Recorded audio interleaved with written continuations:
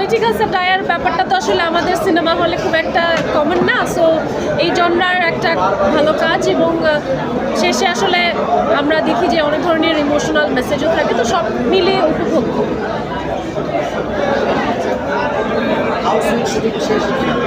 না, house সুইটের shooting চলছে এখনও, আসলে শ্যুট থেকে আসা আমার শুটিংয়ের আজকে সান টু সান শ্যুট ছিল, ওটা শেষ করে তারপরে আমি প্রিমিয়ারে আসলাম। হাউস সুইটের পরে জানি না এখনও, আপাতত এটা নিয়ে ব্যস্ততা।